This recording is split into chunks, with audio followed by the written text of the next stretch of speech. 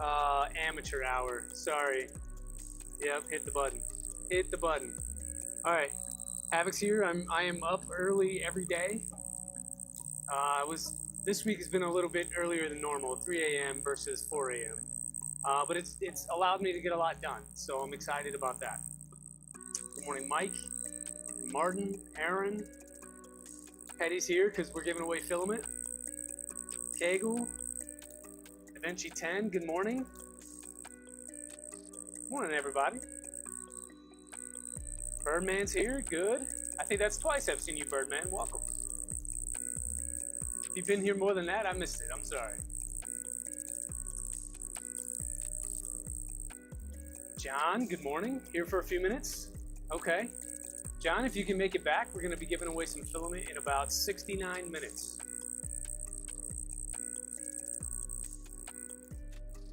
Yeah, right about 9 o'clock. Here to watch you work on an HP laser jet. All right. Wrong channel. Yeah, up to you, John. Not a requirement, but appreciate you stopping by. Go ahead and like and subscribe if you could. Nice number. Hey, good morning, Projects in Dad's Garage. We got to figure out something. We got to figure out a way to get you some printers, man.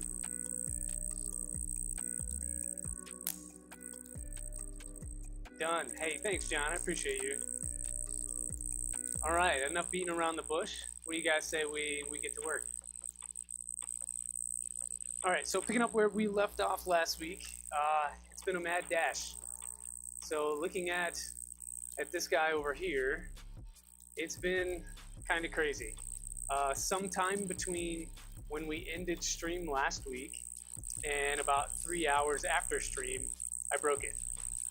Not mechanically, but on firmware at least. I think I updated the Pi, and that caused the MCU not to connect. And I didn't really get back to it until yesterday. Couldn't figure it out. Swapped out the Raspberry Pi for a Pi 4 because I thought maybe the new updated stuff that we're running just wasn't compatible. That old Raspberry Pi A just would not work out. It would not update. So put a Pi 4 on there. Still had trouble. So literally 3 minutes before stream today, I was able to get back into it and get things uploaded. So we have some tweaking to do on some of the macro type stuff, like the Z-tilt. I need to adjust my points because somehow now I didn't copy over the right stuff. And then also the bed mesh is probably going to need to be tweaked as well. Hopefully you guys can help me out with some of that, get some participation going, and we'll talk through it. But to show you where we are, we can home all, no problem. What's that background noise? Getting it bad. It's the crickets, bad crickets in the garage. Wiggle my mic. Are we still getting it?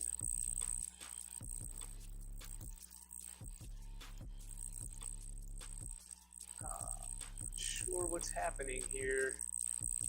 Let's turn the gain down just a bit, maybe. Is that better? Bad cricket sound. Let me try to do this. Hold on. How about that? Are we good? Hey, Boothie, good morning. Fixed it. Okay, that's it. Got it. All right, that's interesting. Just had to wiggle it. Yeah, so what I had was you guys can't see it, but the mic that's connected to the PC over here, I still had it USB charging. So yeah, that's my bad. You got it out of the tin can. Cool. Thanks, Wick Central. All right, so everything homes, we can see that happens. I'm not exactly sure why it homes and then returns over here. That's a little bit different. But it does move like it's supposed to. Thanks, Birdman. Crystal clear. Perfect. Yeah, amateur mistake. We had some stuff connected when it probably shouldn't have been. I was charging and forgot to unconnect the USB cable. All right, so let me take you over to the back side. And of course, we have to tweak the window all the time. Let's go to this one. Nope, not that one. There we go. Yeah, so every time I open OBS, it swaps over to a different window. Homing to 0. It is not sensorless, so it homes and then returns to 0. It is not sensorless though. It uses micro switches on X and Y. Something in the, maybe in the Safe Z Home or something. So you could see last week we were running mainsail because I had to redo everything anyway. Actually, I had to redo everything twice this morning. I decided to go with fluid, which is my preference, because as I open the config file, it takes me right back to the last thing I was working on instead of trying to. I think that's the setting there. Instead of trying to like scroll all the way to the bottom again. So this is the setting here. I think that's why it's moving back. Move to previous is true. If it were false, it would probably just stay where it is. So that makes sense. It just looked weird at first. All right. One thing that we do need to check though is these points are good. I double checked those, but these points here where it does the Z tilt is just not working. And I want to say maybe it's because of this one here. So if I comment this out, not comment it out, but make it false. Let's see if it will do the Z tilt. Because right now that's what I'm running into. I will home and then try to run a Z tilt, but it won't tilt the printer. It just gives me an error.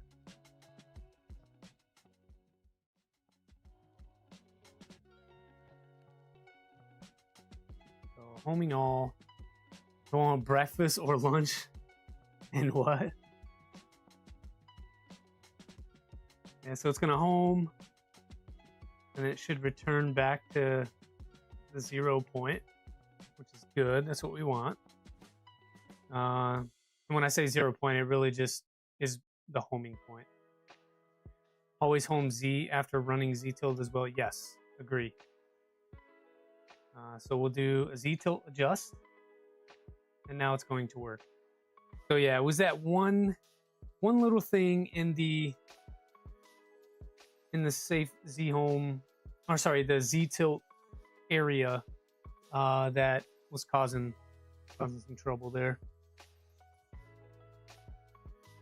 So I think it's one of those nicety settings that if trying to do the math to figure out whether your probe's going to be over the bed when you're homing or when you're Z tilting, excuse me, you can set that on and it will use whatever offset you have. But in this case, it just made more sense for me to use it the old school way. So once we change that out, should be good to go. 4 points for your Z tilt. Do you have 4 lead screws, CyberTech?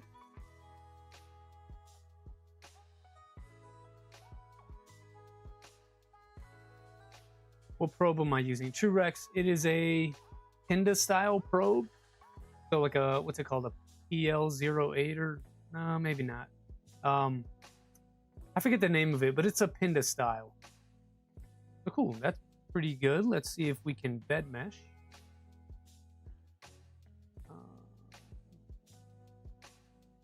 Tune and getting a bed mesh calibrate. Move out of range. Okay, so go back to the. Go back over here. So when I click calibrate, it's gonna give me a move out of range. Say no on the 4 lead screws, just more accurate. Clipper does the math. That's cool. As long as the probe is over the bed. Yeah, exactly. As long as the probe's over the bed. Yeah, so CyberTech, you might want to try Calico And then if you look at this one here, so Z tilt NG gives you the ability to do additional offsets, and then you can do extra points as well. Set your ball joints to 3 points, and set the probe points to the 4 corners. Okay, it's a good idea. Another way to do that is to do these extra points. But if we wanted to add another corner in here, we could definitely do that. Right now, I'm just getting this move out of range. Check your motor order: front left, rear, front right. I mean, that's what it's doing, True Rex. It's doing front left, rear, and then front right.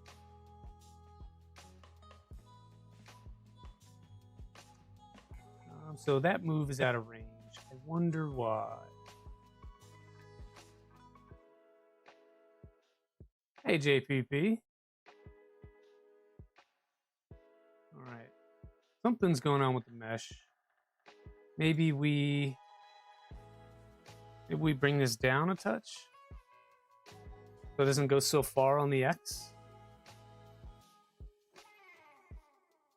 But are the steppers connected in that order? Yes, they are. Everything is moving like it should be moving. Steppers are connected in that order. It is leveling in that order. X, Y, and Z.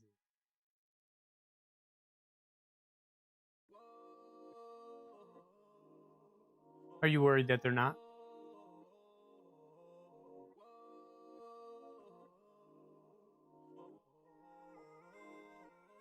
There's a common error when rear and right are reversed. Yeah, I ran into that last week. Not because I had the motors reversed, but that the stock config had them differently. They were, so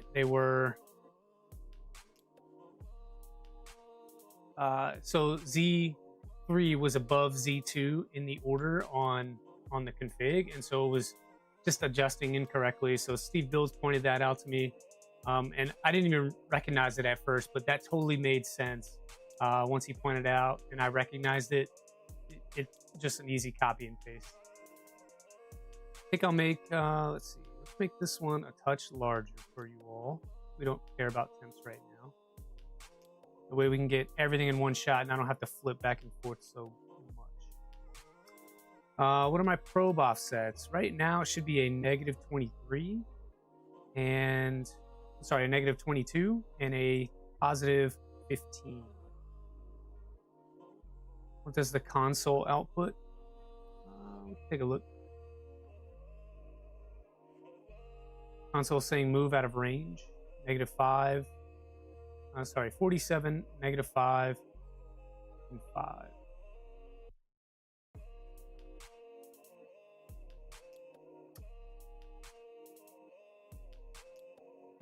An object define is happening before dead mesh calibrate is called.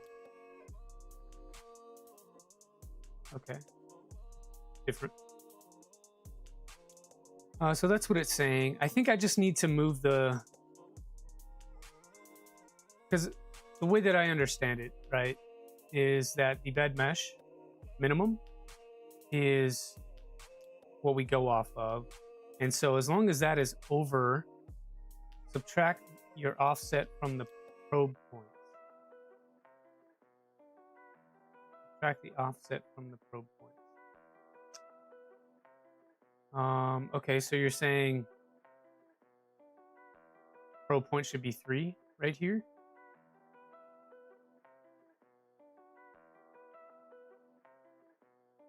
Three and 5? Is that what you're telling me? And then only on the mesh. Only on the mesh. Yeah. So, all right. So my mesh min should be 3. Is that what you're telling me? Mesh min should be 3, and then my point is 5. So We're saying 20.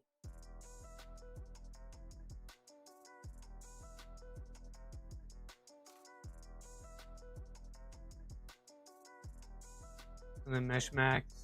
So if it is negative 22, this should be 180. And then this one,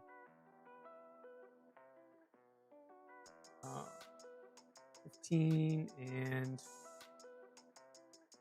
19. Max should be less. Yeah, I got you. Max should be less than what? The probe point. So less than 190. Can it be equal to?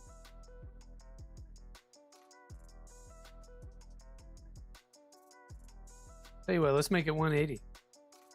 And then our min here, we can just make it 5 and 5. That way we have like nice even numbers. And if that changes the output in the console. Do 180 for test, yeah. Depending on what comes out of over here, we can make other adjustments. Working config. I've got one TrueRex. I've got a 350 over here and a couple of V2s that do the same thing. There's also a rat rig over there that does it as well. Those just came with firmware and points that made sense for those machines. This one we're sort of building from scratch because I can't trust the stock config.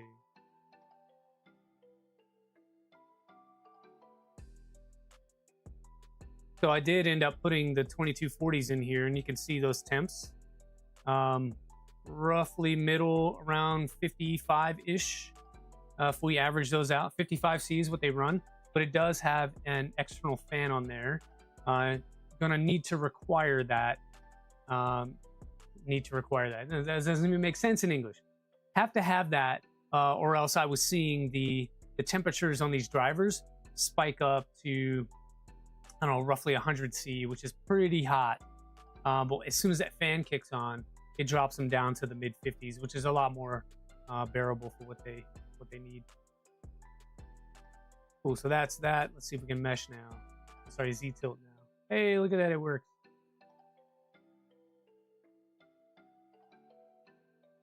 TrueRex, it's a 200 by 200.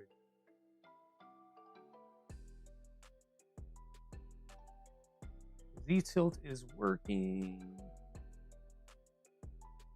200 by 200 by 200 cube. It's got a lot of extra space around the bed.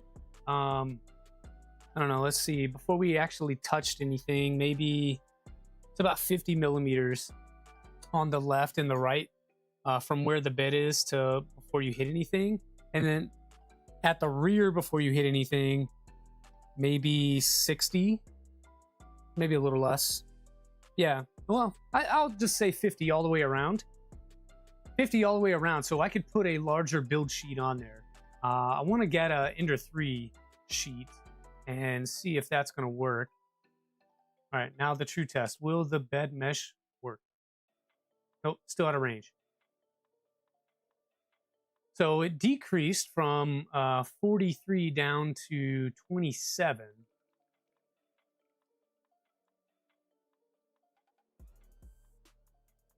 So maybe that's the move, is we come in here and adjust. And that's what I like about Fluid, right? Like I closed out of it, saved and restarted, and then when I go back into my printer config, it takes me right back to the spot I was working on, instead of all the way at the top, and then you have to scroll and find your area. And then also you, on the right-hand side, you have this scroll bar that you can use and look at your overall config. So for that reason, I think I prefer Fluid. All right, so I just dropped the X down to 165. Adaptive mesh. I don't think it's adaptive mesh. I think it is just these XY offsets here. So if I drop that again, I get to 165. -10 on the Y. I want to say it's that negative number. And I'm not sure where that comes from. I wish it was a little more clear on how to solve it.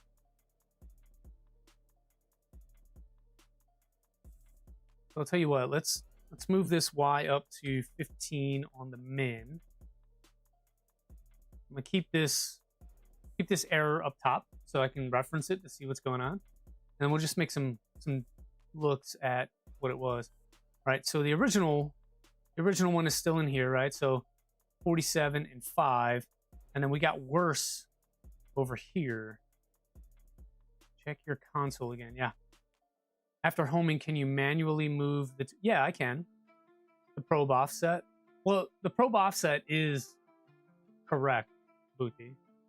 I measured it with a ruler this morning to make sure. So for those watching, the probe is 10 millimeters, I think, 15 maybe, behind the nozzle. So front to back behind the nozzle, which is a positive Y, and then it is to the left of the nozzle, which is a negative X, and that is a negative 22. And that's what we have set in there. I think it's this negative on the Y that is the issue. So I just made that adjustment to the Y. We home all. This is new normal to have kit printers which are not extrusion based. Iconic Fab, this printer is roughly 5 years old, going on 6 years old. It is the only one I've seen with laser cut frame like that. I do like the idea of a laser cut frame.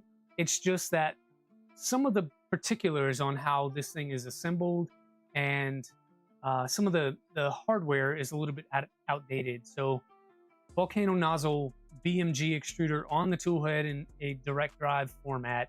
It had 1 amp XY motors on it, 2209s all the way around, closed loop stepper boards. It ran a Raspberry Pi A. Yeah, and idlers, right? So idlers are not even toothed, and that could cause some issue there. It's just a very old school rep wrap way of thinking about it. So it's cool for that reason. But it could introduce some less than desirable print quality. We'll have to see. I haven't really used it that much. That's why we're breathing life back into it. Okay, I don't care about temps right now. Let's see if I can mesh. See what error we get this time. What if I calm out exclude object?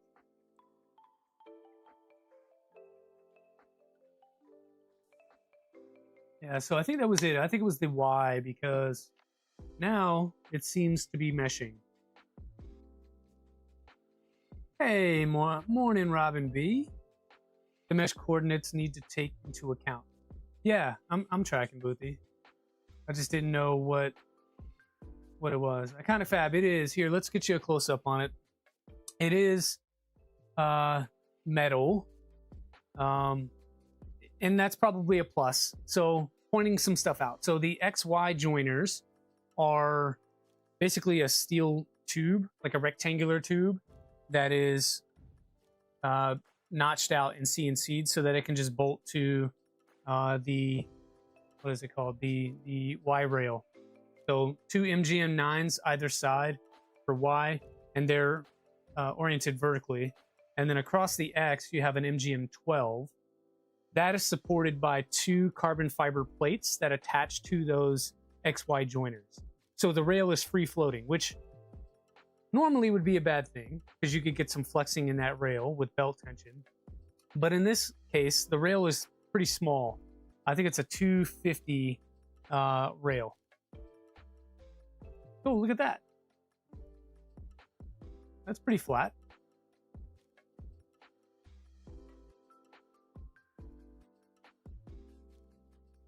Take over here and show you.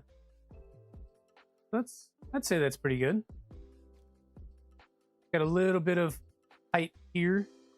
The range is about 0.2, so 1 layer. And then if we show the flat plane, yeah, that front edge is a little higher. This front left corner, probably a little lower. So maybe some work to do right here. We can adjust this ball. See what happens. It's not old. I love these older printers that I've seen before. Yeah. Morning, Jeremy. Thanks for jumping in. Yeah, so that's what we're working with. I could probably get a little bit more Y as far as max. We could probably go another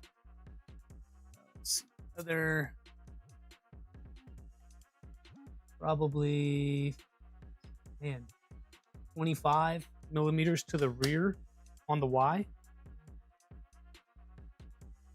So just making that change. So my mesh max could probably get to 200.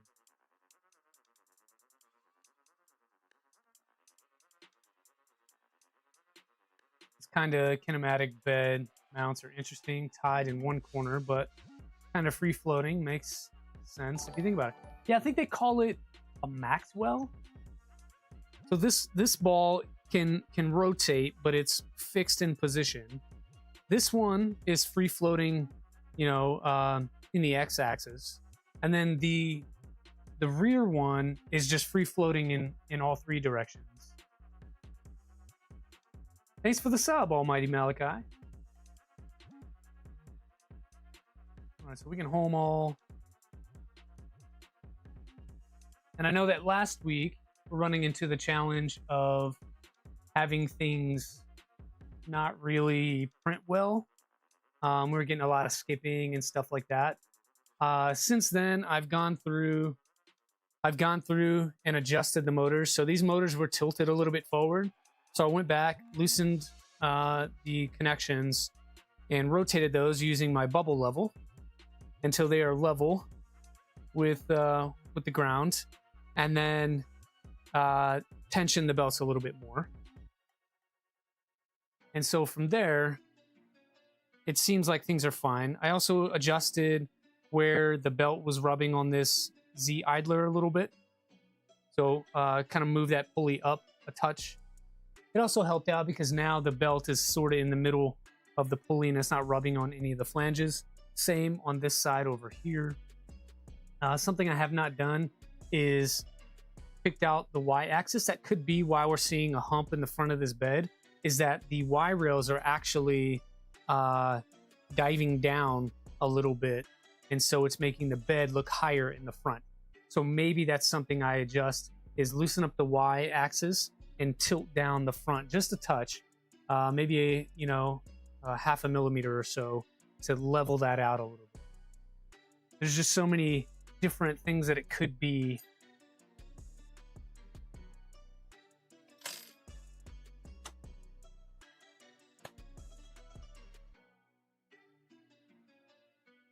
So as this is going, think about the next project, because this is probably the last stream we do on this guy. Next stream is going to be pretty cool. We're going to build, we're going to refurbish a Prusa Mark III's. I'm going to adjust one of those to make it a lot nicer. I've been printing parts all week. Let me grab one. I'll show you kind of what we're doing. And then we get to look at some filament as well. So that mesh is about the same as it was. And then I'll show you these parts. Did I replace the idlers? No, I need to. I'll try to get you a close up here in a second. But yeah, so we still got that same hump in the front there. It could very well be those Y-axis linear rails. I mean, it's an M3 hole punched through a stamped steel frame, so it could be that. I might just loosen those a little bit and tap them down. Aaron, that's your cue. Yeah, Aaron knows what we're doing. Aaron knows what we're doing next. So maybe that's an adjustment I make to really kind of Nat's ass it, but we're roughly one. So let's see, let's do. So the range is 0.28. So that's a little high. Yeah, Prusa wire time, you're right. A little bit high. Anyway, we'll save that.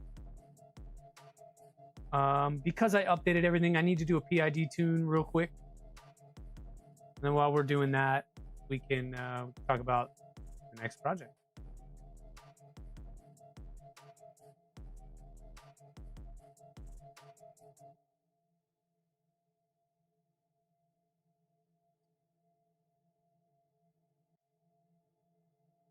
That's in there. Let me grab.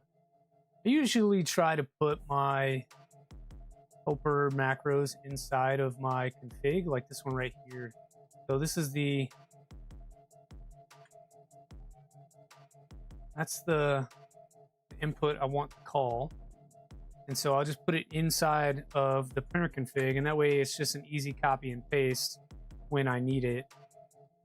One space there, 205. I think we'll calibrate at 215 for PLA. And this is for the extruder. And I know somebody was asking me about fan speed and all that stuff. Again, I like to do this first one with no part cooling, and then we'll come back and we'll add in part cooling over here. Send that. Let me adjust you a little bit. Ooh. Right in there. There we go. Okay, let's take a look at these parts. So I got a couple of pieces here for the next build that we're going to do. These are Prusa parts, but they're modified for a Prusa wire, which is a project from the Positron team and some folks on the Positron team. Aaron is one of the folks that worked hard on it. He is in the chat, so if you have questions specifically about it, I'm sure he could help out. I know enough about it to be dangerous, but these are the parts. They're printed from ABS glass fiber. That's why you get this nice matte textured finish on it. It's more of like a satin look and feel, and it printed beautifully. You get those up close on those little bit of overhangs there. I mean, those came out as good as I could ask for, and the lighting is pretty harsh in here. So that's the controller board for the stock board. This is a part for the power supply here. Again, another beautiful print, beautiful overhangs, no supports needed on this one for me, and it just came out really nice. One that I do need to reprint. I tried to get fancy and do some layer swapping, and it didn't really come out the way that I had wanted. So I'll show you these ones here.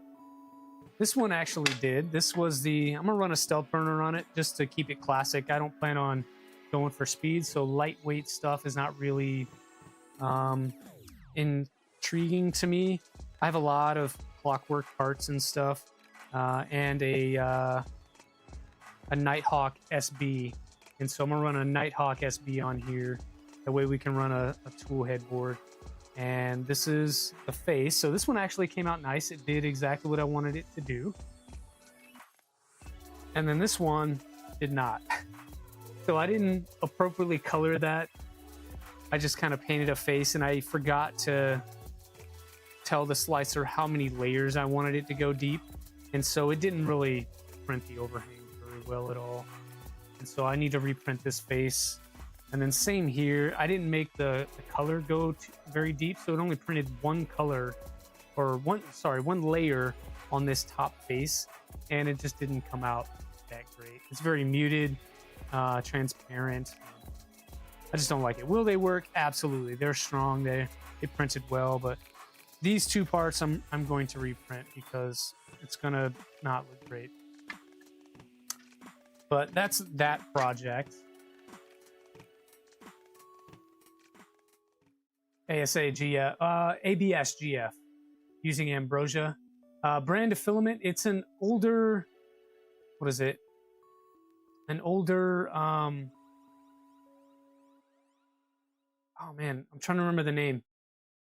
I think it's called Decent Filament from Deep Fried Hero. So DFH had his own filament for a while, and I got 20 kilos. No kidding. 20 kilos of this ABS GF, and I love it. It's so good.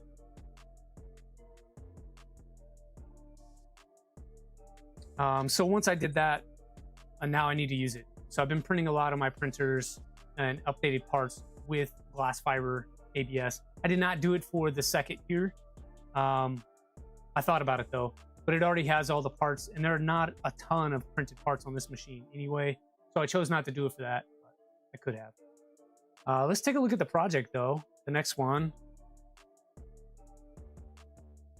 If you go to printables, and then you just search crucial wire, already been here quite a bit. This is the project. And you can go in here and you can see all the things. You can find all the stuff you want. It's a normal sort of switch wire tool head, so anything that'll fit on a switch wire should fit on this. The only things that are really unique to this machine are probably the XY joiners here, and then the steel rods, the connection points for those, and a couple other bits down on the base. But I know Aaron was asking me what I'm planning on using. Hey Kitchell, good morning. Trying to get back to the chat here. I plan to use all the stock hardware. I don't want to buy anything. I did get new Z rods so that I could use 10 millimeter versus 8. Other than that, I plan to use the INZ board. I'm going to use a Pi 02W. I'm going to use a Stealth burner with a Nighthawk SB toolhead board.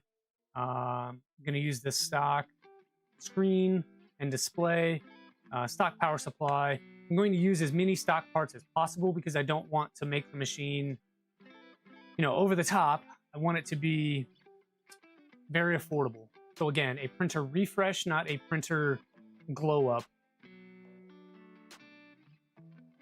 Looks very nice.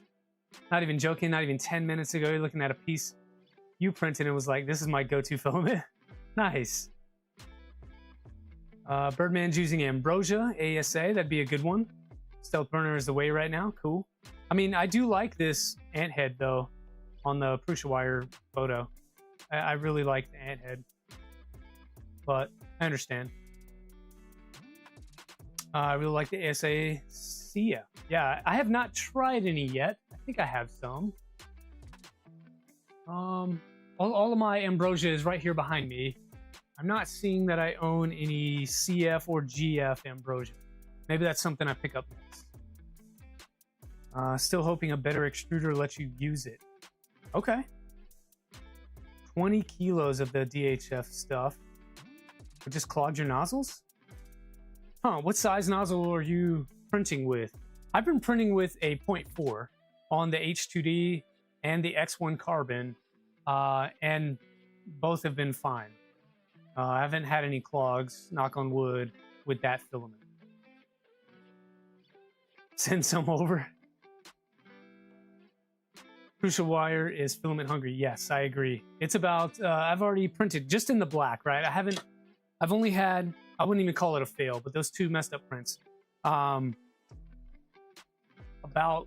80% of 1 kilo of black, and then about 50% of an orange is what I've used. So less than 2 kilos so far. Go Ambrosia. Yeah, I need to. Haven't messed with anything GF or CF. Interested to see how it prints. Same. Oh, a 0.4 and a 0.6 Revo. Damascus Everglades. If you're using a stock Revo nozzle, they're brass. You probably don't want to print too much CF and GF through a brass nozzle. It can wear it out, and that could cause you all kind of trouble. So if you're going to do that, I would get the hardened obsidian version of that. But also, it doesn't flow very well. So you got to run elevated temperatures and slow really down. So slow a lot down because a Revo only is like 40 watts. They are obsidian good. Yeah, I mean, it shouldn't clog for you, man. I don't know why that would be the case. Infill percent, Aaron, I use 30, which I understand is not the 40 recommended. I got it. The print stuff is right here. So it says 40%. However, I am using glass filled. I'm alternating an extra wall. So instead of 4, I'm doing 4, and then every other layer is getting 5, and it's glass filled. So I'm playing with fire a little bit, but I just wanted to speed it up and keep it a little bit lighter weight. It should be fine for most things. The things that I did print with the recommended settings and the additional wall are things like the XZ joiners, so the things that connect the X-rail and the motor mounts. So the things that actually are under tension and pressure, those I printed with the recommended set. Everything else I printed at a lower infill percentage. Prince said, what are you guys talking about? Sorry, we're talking about this Prusa wire project over here. Supposed to be looking at the SK Cube, but we're going off on a tangent about next week's new printer refresh. Right now,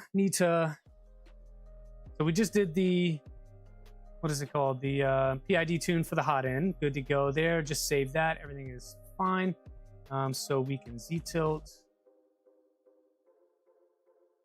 You got a Rapido too. Nice. Rapido should be good. Damascus Everglades. Rapido is pretty nice for what it is. And the F should allow you to print glass fiber.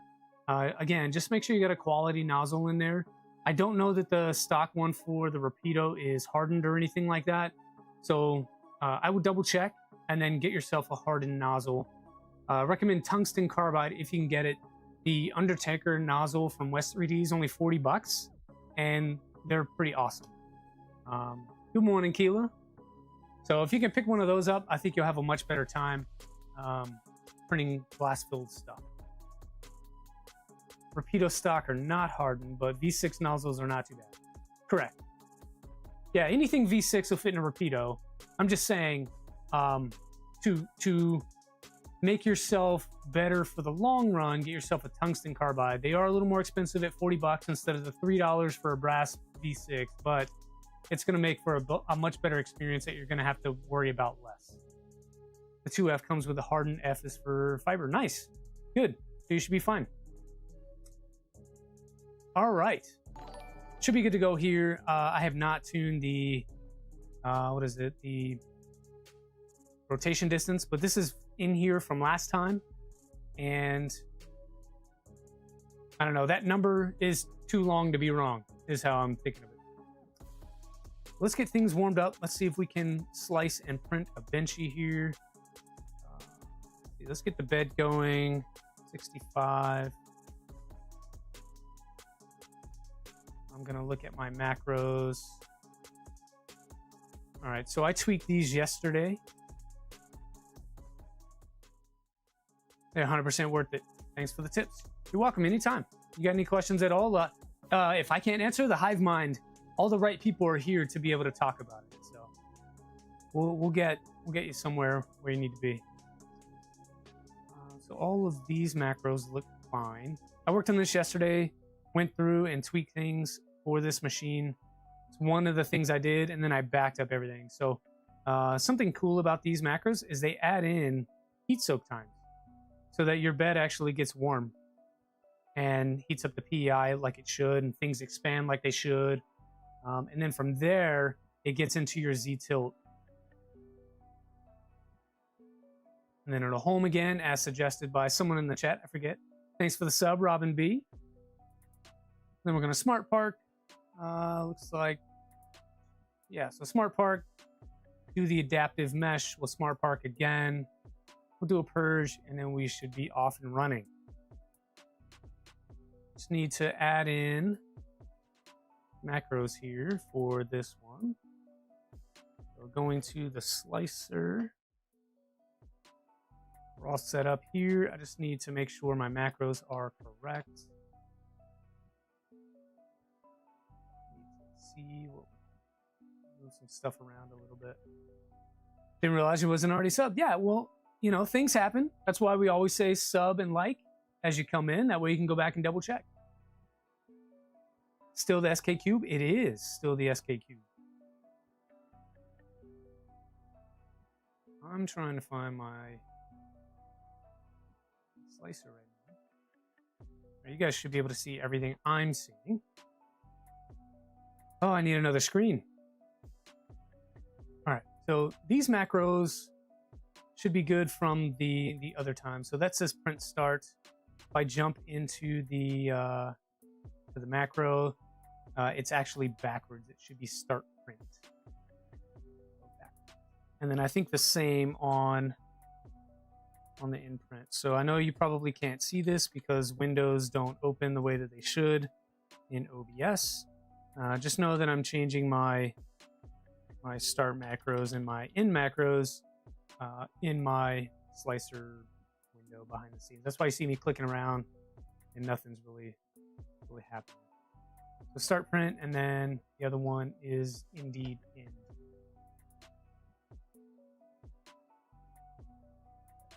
Out of there. Let's load a handy model benchy. Here we go. Looks pretty good. Just checking the PLA temps and stuff. Looks like I think 215 is probably good. It's pretty warm in here already. 80 degrees already this morning at 8:20 in the morning. And then our bed temps need to be 65 to match. It does have the volcano, so I'm going to put it up at 20 on the volumetric speed. Cooling for this thing is going to be on all the time. So that totally makes sense.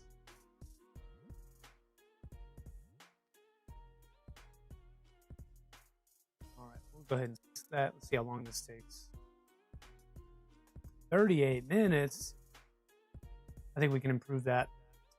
Turning down the number of walls and stuff. So 2 walls with an alternating. Take that off. We'll do 3 top layers, 3 bottom. We'll make this a grid. And all the rest should be. What do we get out of that? 34 minutes. Okay. I need to set up the Wi-Fi.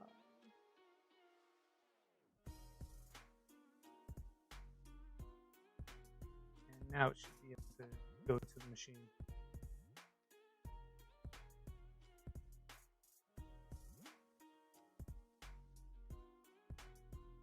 Print. Upload that. Back over to my Chrome tab. We should see that populate here in a second.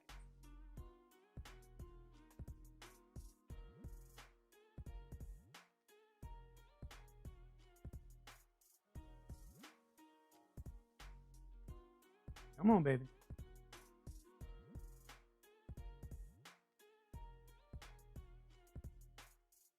There she is. We can print that.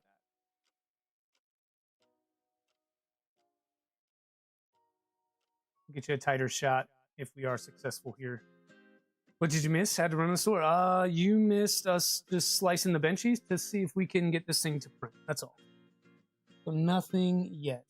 Last week, due to several issues, we ended up with a benchy that looked like this one.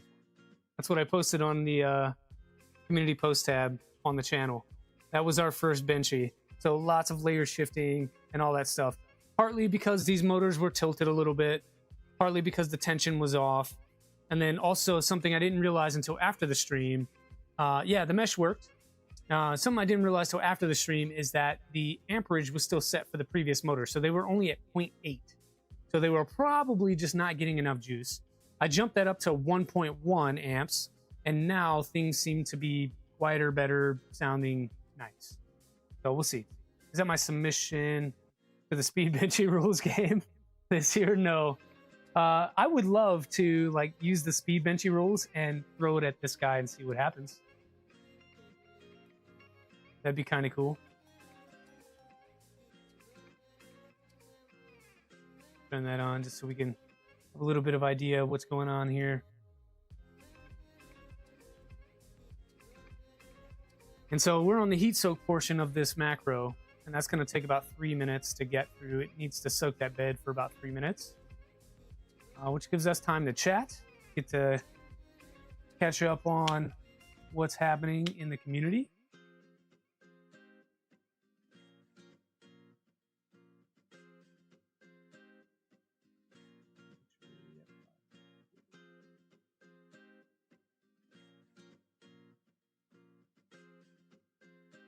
Yeah, so I have it, the macro is set up so you can see that soak time inside the window there. Time to beat is 5:50. Ooh, okay. I've never done the speed benchy race. I have no clue what that looks like. Turn this back on as well. Put me up here. Yeah, I have no idea what that looks like. Morning, zombie. Never done a speedboat on your fast ride? You should. And then you should post it so we can see it. I know you're a Twitter guy. You should print a speed benchy on your black box.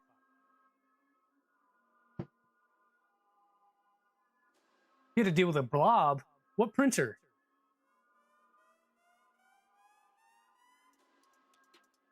With the tube, it can do around 60. Yeah, tracking. I've got on the rat rig over there, I have 2 tubes. It's a IDEX rat rig. I need to tear down the gantry though. So I screwed up. I didn't read the community information out there because it's so disjointed across several discords.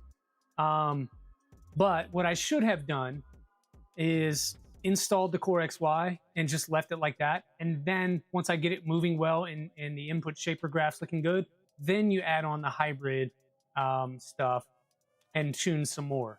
I didn't do that. I need to. So what I did in the meantime, I'll show you guys this, is I went over to Mandala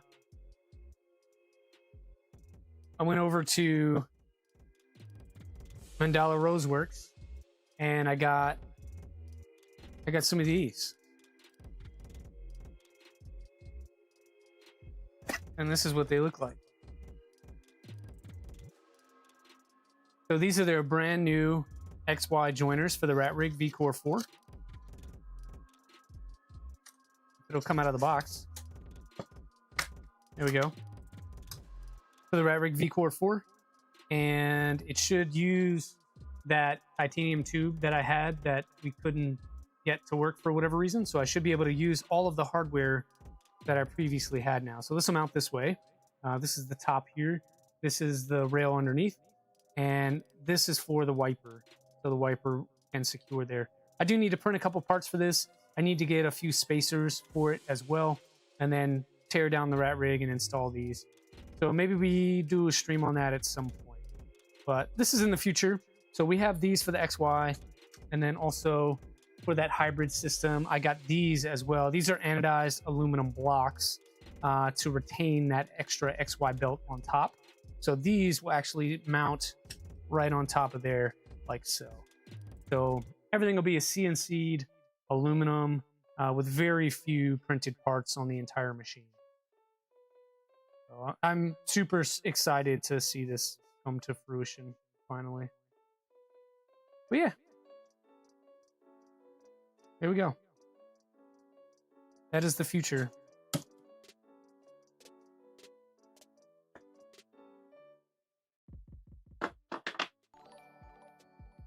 You like those? How much? Too much. Says loose. I think that's how you say it. Says Luch. Thanks for the sub.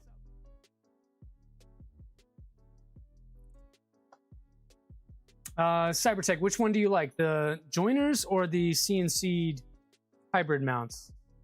I forget the cost on both. Actually, I got the receipt in front of me. Let's see. XY joiners. Doesn't say on this one. But you can go to MRW to their website and it'll tell you on there. For the other ones, the CNC blocks, those came off of AliExpress and I don't remember how much they cost. I want to say $30 around there, something like that. This is a 3D printer for So Clean.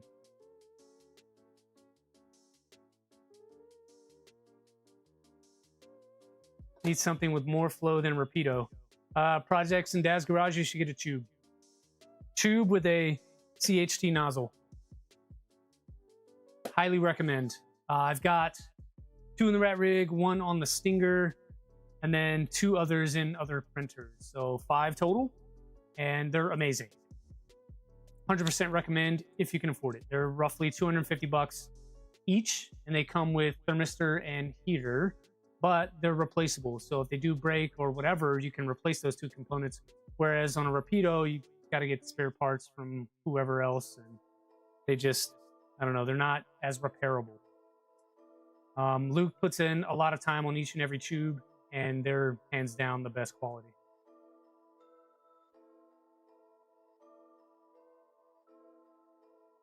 Oh, the hybrid mounts? Yeah, I think they're about $30 Cybertech on AliExpress. If you Google them or go on AliExpress and search them, you may be able to find them. Why are we not going here? What's happening?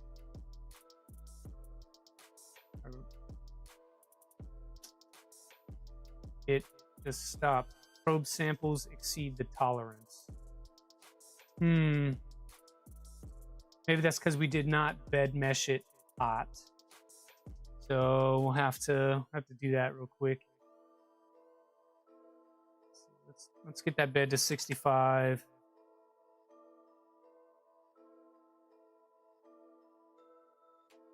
First one, not gonna lie, didn't know what I'm looking at, but you love it. Yeah, it's a second SK Cube is what it is. Not the most up-to-date printer, but definitely good for what it is. Good for its time. It just dropped at the incorrect moment. Voron really blew up right around that same time, and everybody went that route versus looking at this. And in today's dollars, this machine is roughly the same cost as one of those, probably a little more expensive, and it's just not as big, not as user-friendly, and not as upgradable as something like a Voron. So it's hard to recommend it, but that's part of the reason for the channel, is to look at some different stuff. Probably above your meager budget. Cybertech, I don't know, man. If you drink coffee, stop drinking coffee for a month, and you could get yourself some $30 CNC hybrid mounts or whatever. Can we stare at the eye candy again? If you would like to, Dave. I can do all this other stuff in the background. Here's the shiny eye candy. Hit me with all of your questions, if you have any.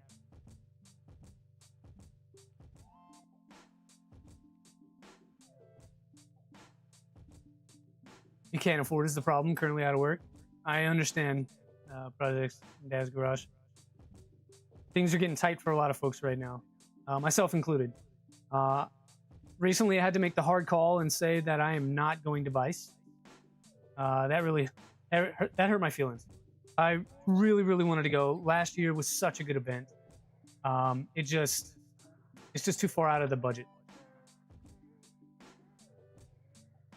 Started using adaptive mesh and haven't went back. Agree. Cybertech, I use adaptive mesh on just about everything. So this machine is running Camp. So that is installed on here, and that should be a pretty good deal for this.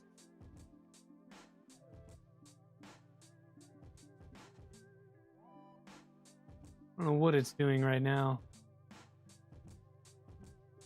I think it's just probing the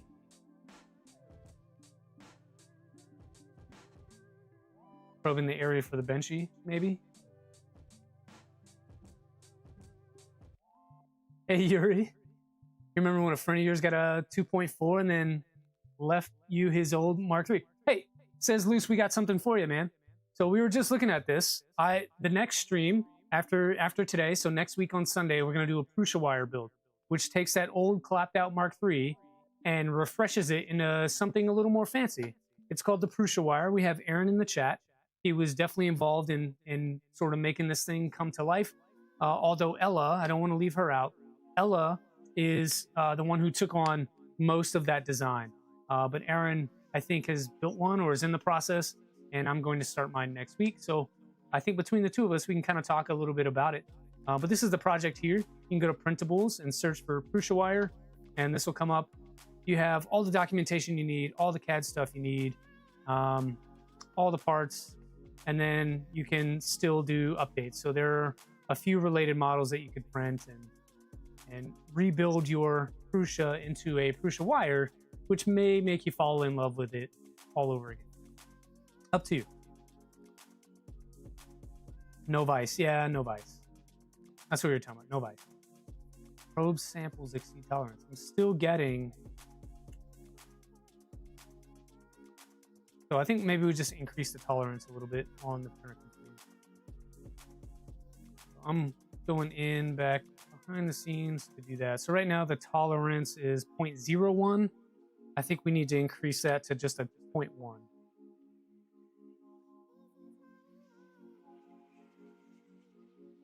Save and restart that. Camp with the Voron Purge for fun. Kegel, yeah, I prefer the line. The Voron Purge, it's difficult to get off. So maybe if they had the Voron Purge, but like put the hexagon around it to make it one monoblock type thing that you could scrape off easier, I might do that. In the meantime, I just like the line because it's a little easier to get off the bed. CNC Sweetness. Primary designer, yeah, Ella. Yeah, probe accuracy. Sounds really cool. Yeah, says Luke, if you want to do that, you should jump into the Positron Discord, and there's a Prusa Wire chat in there. So if you do run into issues, folks will be able to help you out.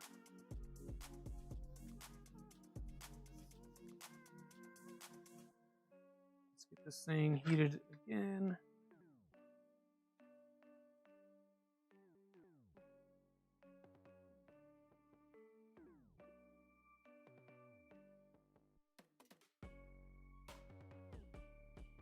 That is heating up. We can do some Z-tilt.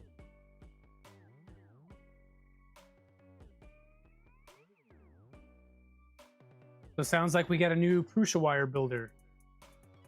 If you want to jump on next week, we're going to go into, I think for stream 1, we go through teardown and then just assessing parts and recovering all the hardware that we're going to need.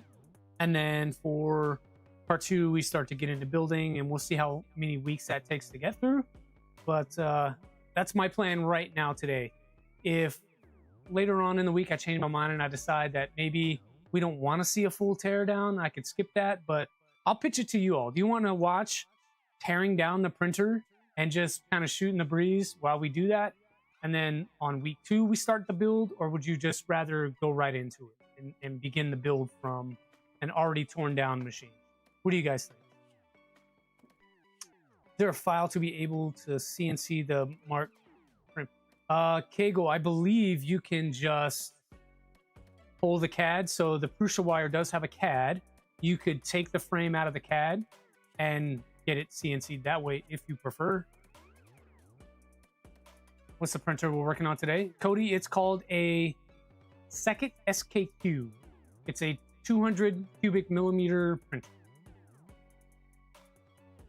And right now we just want it to do the things. It's having a little bit of trouble with the bed probing. It's not within tolerance.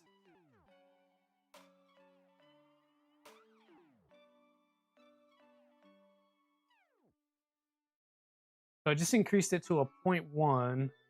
And I'm not sure if that's going to work or not, but we'll see. Your brother-in-law has a 4-axis CNC and you're thinking you should... Dude, Kegel, reach out to me. If your brother-in-law is going to CNC a Mark IV frame, hit me up. I am interested in that. I would 100% be interested in doing something like that. What printer, 3 or 4? So Cody, it can work on either. It can work on a 3 or a 4. And yeah, we're going to do a Prusa Wire next week. So next week, Sunday, come back and you can see what the Prusa Wire looks like. In the meantime, I need to develop that thumbnail. I need to schedule the stream. And that way, today, later tonight, if you guys want to get notified for next week. So if you're new here and you're not kind of in the mojo of joining me on Sunday mornings, you can hit notify and it'll tell you when we go live next week on Sunday. Usually 07:30 Pacific time is when I go live.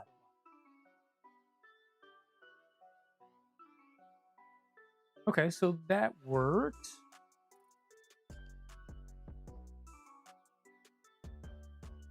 That's our hot mesh.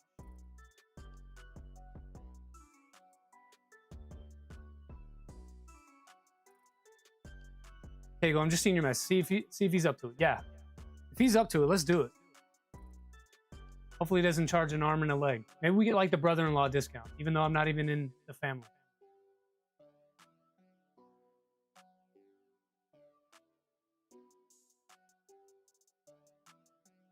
What printer are you gonna do it on?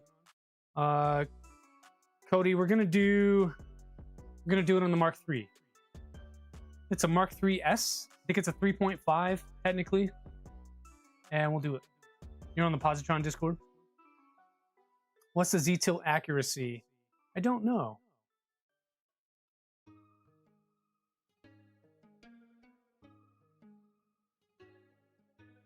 I don't have a Z-tilt accuracy in here at all. I have a retry tolerance. Is that what you mean? Retry tolerance of 0.1. And for bed mesh accuracy, I don't have one. But in probe, I've got a 0.1.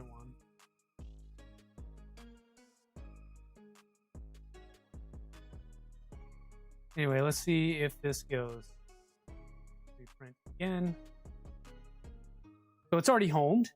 And the macro that I'm using for my home, if the printer is already home, it's not going to home again, which saves a little bit of time. Yes, retry is the accuracy. Got it. So if it doesn't go this time, we'll jack it up to like a 0.3 or 0.5, and we'll see what happens. But it's not going to already home, so we already saved a bunch of that time, especially if you have a really intricate homing process.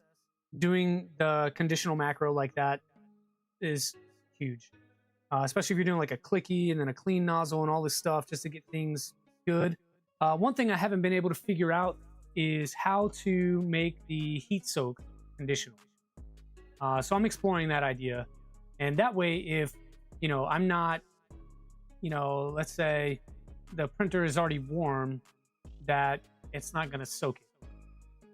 But I'm not super smart on all that kind of programming knowledge like that, so we'll likely never get there, but I'm going to try. Do a Z-tilt before the bed mesh. Yes. So in the config, I'll show you while this is heat soaking. In the config, it already does that. So if I look at the macro, let's go back up to the start. Okay.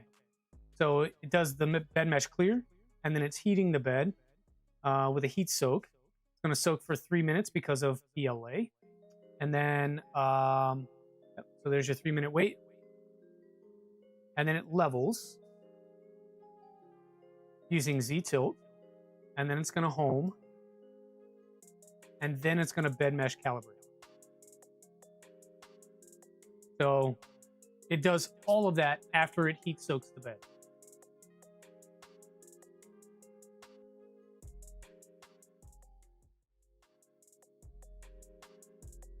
Not too bad of a price. I have to say, torn down before stream, love a good tear down, but it's just a pusher. Yeah, I'm with Kittrell. What does everybody else think? Should we tear down before stream and then just start building? Start building on stream instead of doing tear downs? Laser cut, drill, tap, and powder coated. Aaron, that sounds awesome. Cody says, you figure most people will do to breathe life into their old Mark IIIs, have one, and plan on doing it after the beta is tested more. Okay. Yeah, Cody, like I said, jump on. We'll talk about it. I'll tell you what I like and don't like. I don't get paid either way, so I don't mind saying what I'm thinking. Prefer to be torn down on stream to help other folks. All right, so I think this sounds like a battle between Kittrell and Aaron. You guys should fight it out in a broad pit, or sorry, in a pit with broadswords. Just show the build. Zombie just wants to see the build as well.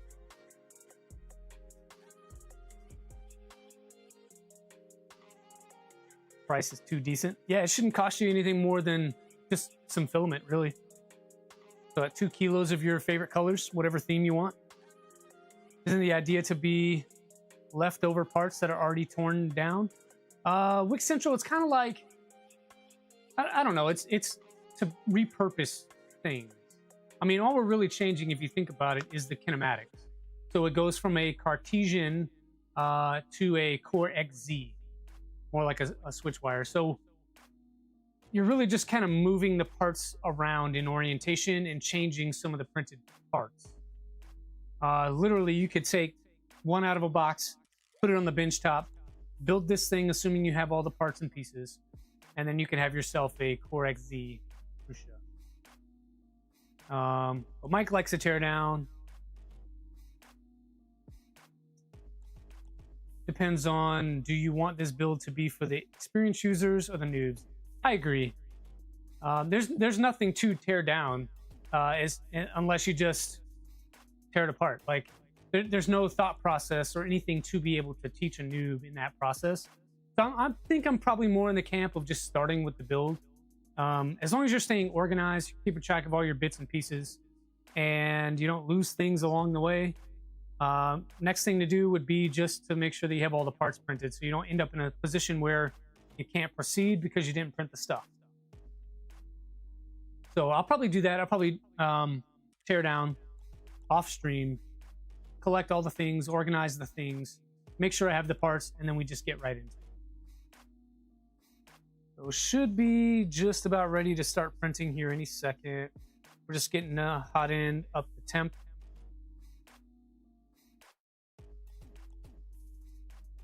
Noobs like more detail, pros just want the new parts. Uh-oh, we got a UART extruder insufficient. What does that mean?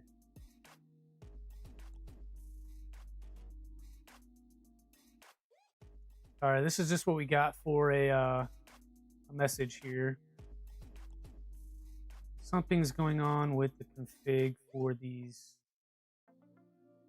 I wonder if I get the wrong pin assigned.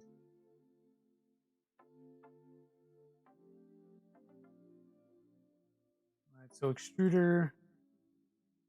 I think I probably do. Let's see. So extruder, just double checking the hardware, is on that last motor. So motor number 7 on the Octopus. And bringing up the pin out. Motor 7 should be... Sorry, I've got so many windows open right now.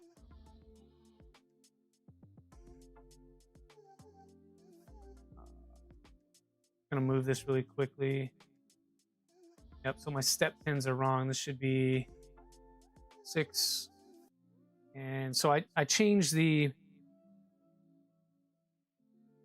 pin assignment, or sorry, changed the location of the motors and did not change the pin assignments. And so it failed exactly like it should. My enable pin is Papa Echo 0. So that'll do it. Microstep 16, sure, whatever. So that's a thing. And then let's check these down here for the extruder. The UART pin should be, I think that means the same as the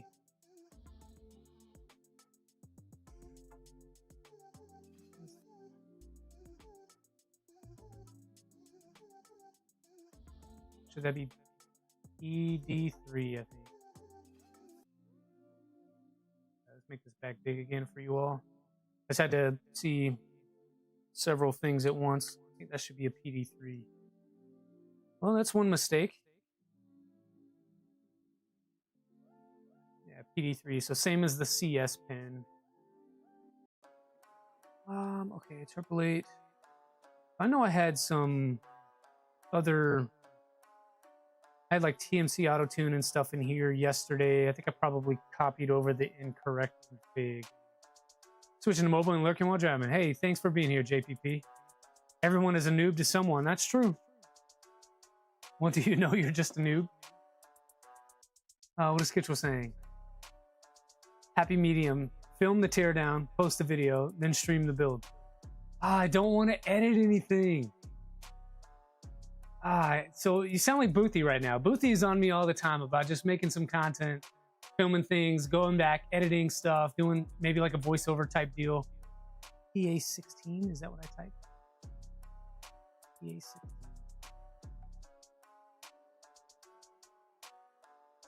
on the dirt pen. Should be a 14. Why did I type 16?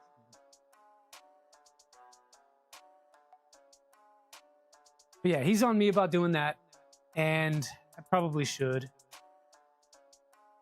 That would be a happy medium. I just don't know how to edit video. I've never practiced it. I've never done it. I don't have the software. There's a lot that goes into it, and I don't know that I'm ready to get there yet. It'll be okay, raw. Anyone know a way to minimize oozing when heating up the printer? Says Luke, what I would do is... Hi, Clownhammer, see ya.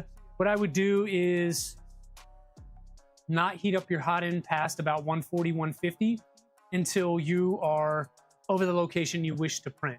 So what mine does, I'll just talk you through it real quick. What mine does is heat the bed. It does all the leveling and all that stuff. And then because I'm using CAMP, which is the adaptive meshing stuff, it will move to the print area and then it heats up the nozzle. So all of that probing and the meshing and all that stuff, the nozzle is never over 150. And that prevents the oozing. And so once it gets to the target area, it can then heat up. So any oozing is going to be caught in your purge line. That's what I would recommend to you.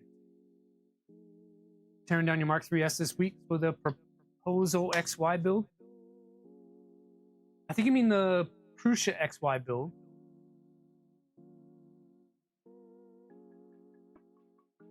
You're lurking like JPP. Got it. Yeah, Prusa XY. That's a cool project. I had thought about that. But that kit requires a lot more hardware. So there's some costs associated that I didn't really want to spend. I don't know. So, story on the Prusa. It was donated to me to donate to a STEM class. And so I was going to take it to the teen center, donate it to them. They were going to use it. I was going to come in and teach classes. That happened. And then a year goes by and they're like, hey, we just got some new bamboos. Do you want this thing back? Because we're not going to use it. Otherwise, we're going to toss it. I'm like, well, you can't throw away a good printer. So I went and picked it back up and got the original thing back. And so now I own it again. And instead of spending a bunch of money on it, we'll just throw some printed parts at it, reuse as much of the hardware as possible, give it a new life, and see if we can use it a few times. Eventually, hopefully, we can sell it off or donate it off. We'll find a place for it to live. I don't need one. I've got a switch wire up there that I also don't use. So having another version of that doesn't really make sense for me. But it is a smaller build volume, so trade-offs. I'll find it a good home either way. Hey, Digital Dragon. Good morning, Luke. You thought there was a new hotness? Yeah, that one is at least a year old. I think that project... I saw that project before Fabrico had a kit for the project. So it's been out a little bit. Giveaway winner pays shipping. Yes. So, about the giveaway. Starting in about 25 minutes, we're going to do this giveaway. Rules. Got to be in the US. I get to pick the color and the filament. I will try to meet your preference, but I'm just literally going to go on the shelf and pick something out, put it in a box, and ship it to you. That's how it's going to work. US only because of shipping reasons and stuff like that. I don't want to pay $30 to ship you a $20 spool of filament, okay? If we get to 1,000 subs, I will give away a printer. And to Cybertech's point, the winner of that printer needs to agree to cover the shipping cost. We'll get it to you as safe as possible, but and as low cost as possible. But if you want to get it, you're going to have to cover the shipping. Thank you for the reminder, Cybertech.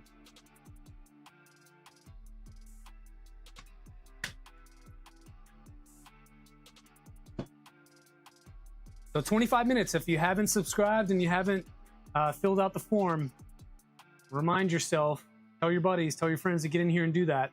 25 minutes at 9:15 Pacific time. Woo woo. Keela, jump in there, fill out the form. Mike did the things. Nice. All right, so who was asking about the... somebody was asking about how to keep it from oozing. Says Luke, okay, so this is what's happening right now. Bed is already hot. It's done the leveling and stuff right now. The nozzle is only at 150 though. So it's not oozing anything because the temperature is too low to melt the PLA. It's soft and is in there, but it's not oozing. So once this finishes, the machine will park near where it's going to print, and then it'll warm up from there to whatever print temperature that you want, and it'll purge, bringing with it any oozing that may or may not have accumulated, and you should be good to print. So hopefully we're successful on this one and we get things moving. Let's see. Cody did too. Nice. Petty, did I decide which printer I'd be giving away? No. Which printer would you prefer? I'll put the monkey on your back. I'll tell you what, let's do a quick poll while this thing is working.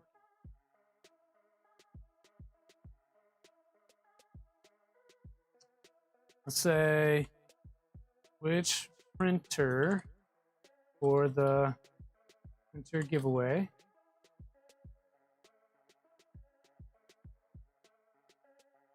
let's say what are some of the options? Yes, any printer. Rat Rig 4. I'll tell you what, I have unopened in the box a Rat Rig 3 kit. So it's a frame, a bed. There's probably some wiring and that kind of stuff in there. It's mostly together. It's enough to get you started. We could do that. So let's say Rat Rig 3. What else? What else would you guys want? Let's do this Prusa wire. So I think that's a good option. What's shipping on that? Exactly, right? So we'll say Rat Rig 3. We'll say Prusa wire. What about a... I'll tell you what, let's do the SK Cube, the one we're looking at right now. And then, what else? What's a fourth option? One that you build for us. My suggestion is Chunky Trident 250 on stream. Dat Mammoth? Oh man, that's hard to say. I'll just abbreviate with Dat. Dat. I've got a 350 version of what you described. It's massive. Easily over 100 pounds. Huge. Salad fork. Let's say, how about, we'll keep it easy. We'll say Bamboo A1. There you go.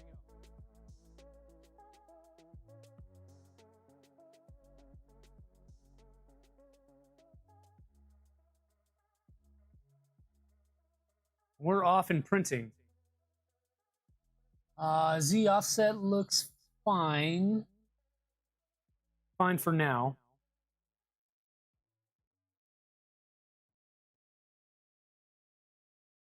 The one thing I don't like is that this hides my chat window, so I can't really see what you guys are saying.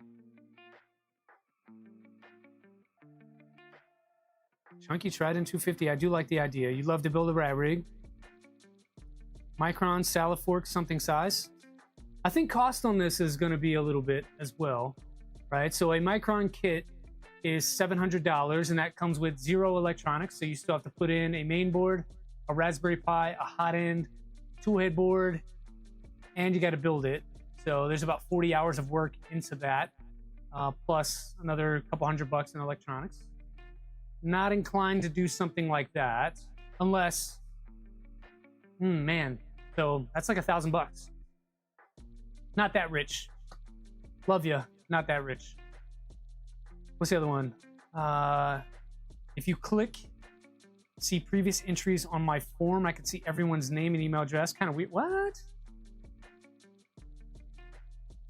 That's not cool.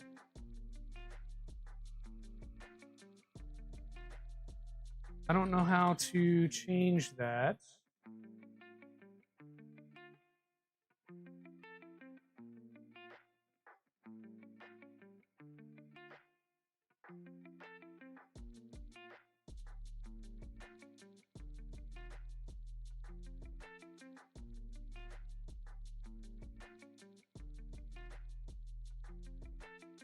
It's my first time, so hopefully I didn't just dox a whole bunch of people. If I did, I definitely apologize.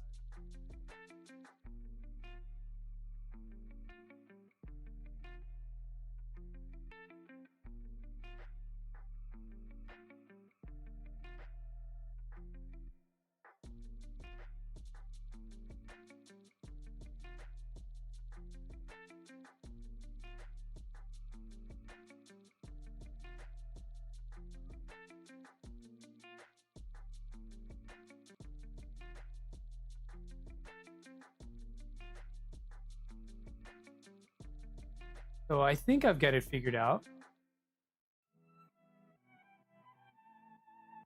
Crucian rat rig needed, added to our collection. Ender 3. I got a plan for my Ender 3, Mike. I got a plan for that one.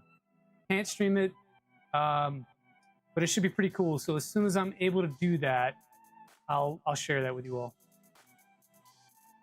When you click previous response, I changed, fixed it. Okay, so there was a setting in there that I did not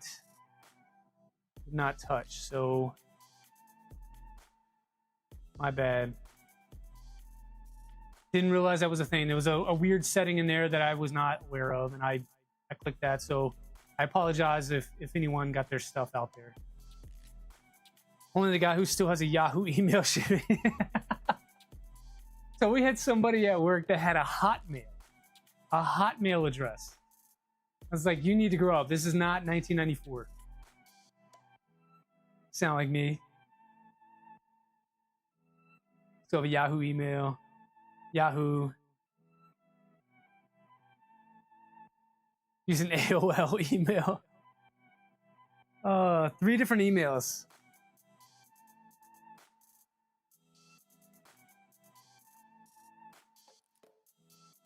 Yeah, this benchy's looking a lot better. A little bit of cooling.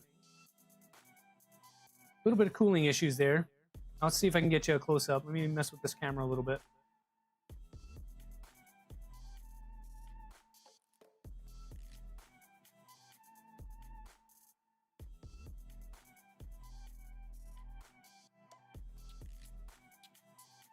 There's that for you all.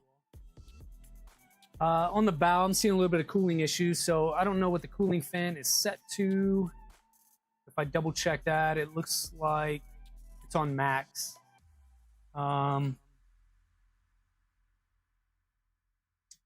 Hopefully I've got it in the right place. Just double checking all the config here. Let's see.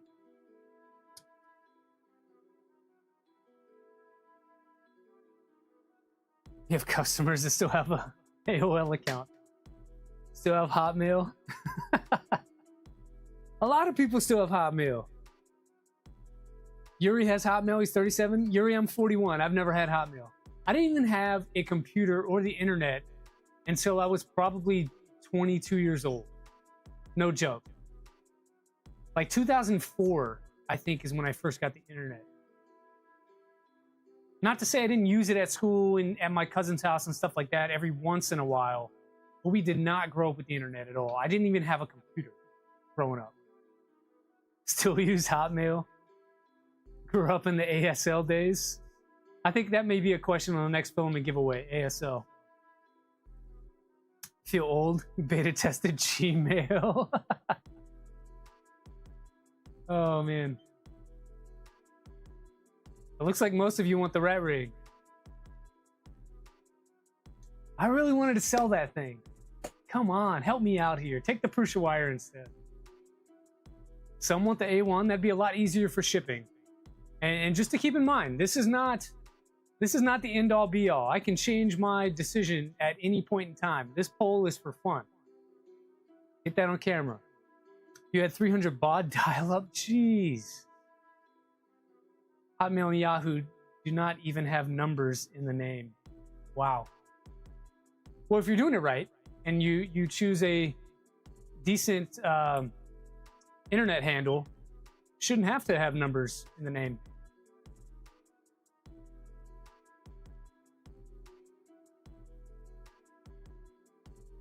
What was I going to change? I started talking and I forgot. All right, PA0, that is the part can only fan. Just wanted to make sure it was actually running and on. It looks like PA8 is correct for that fan.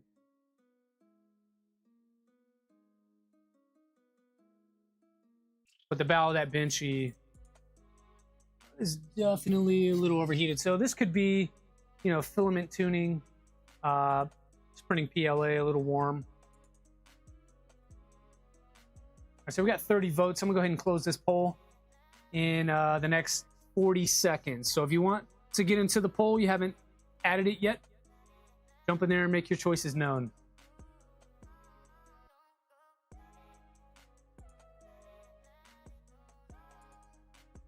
Who remembers BBS phone number?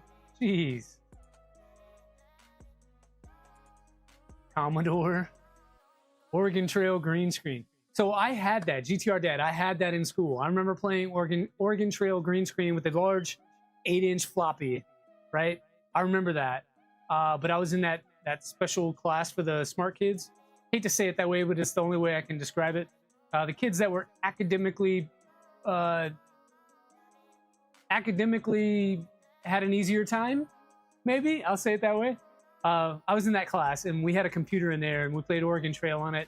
I don't remember doing anything else with it.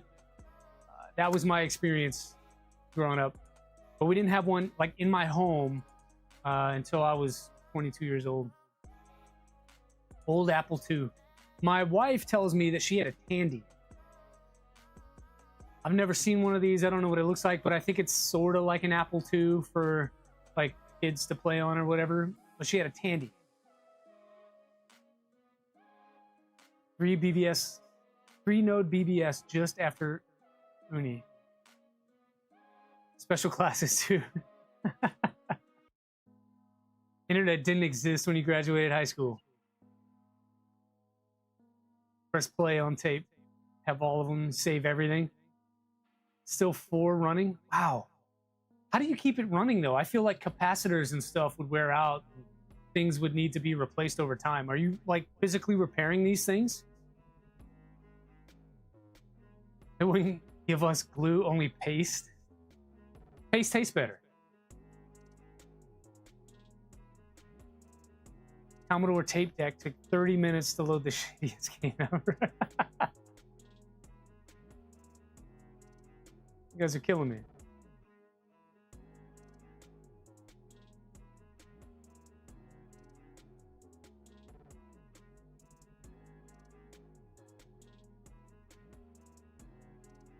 All right, we got about 7 minutes till this giveaway. So if you're not in there, you need to be here to win. So if you haven't signed up, go ahead and sign up. I see 33 people. I don't know how many actual giveaway stuff we have on the chat.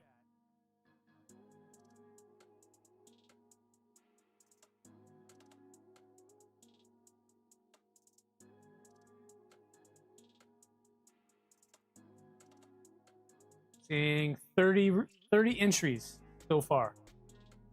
First one, Down Under Maker.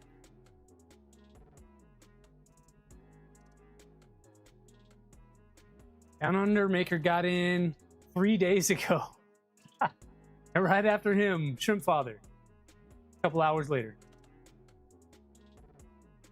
All right, that's 10 minutes on the poll. We're going to end that. And you guys chose... Seems like most of you want the Rat Rig 3. It's already boxed up.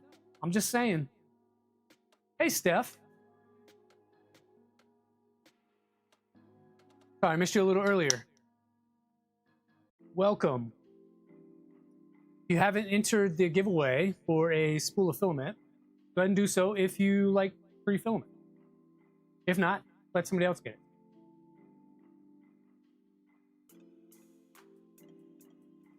Runs fine. Sometimes you forgot that 8-1. First laptop had a mini tape drive. Wow. You could also do it with the disk drive. Apple IIe still running from when you were 6. I guess they just made things better back then. I still have my original. So I'm not like a huge video gamer person, but I do like some video games. I still have my original Nintendo. When I was in Japan a couple years ago, I picked up a Super Famicom, which is their version of a Super Nintendo, and I still have one of those. N64, got an original Wii. I missed the Wii U, but I've got the Switch one, and we just got the Switch 2 a couple of months ago. And of course, you know, all the common games and stuff like that. Not a ton, but enough to use the system, and they're the more familiar versions of things and stuff. Dual floppies would have been insane. Yeah, with your 8 megabyte hard drive.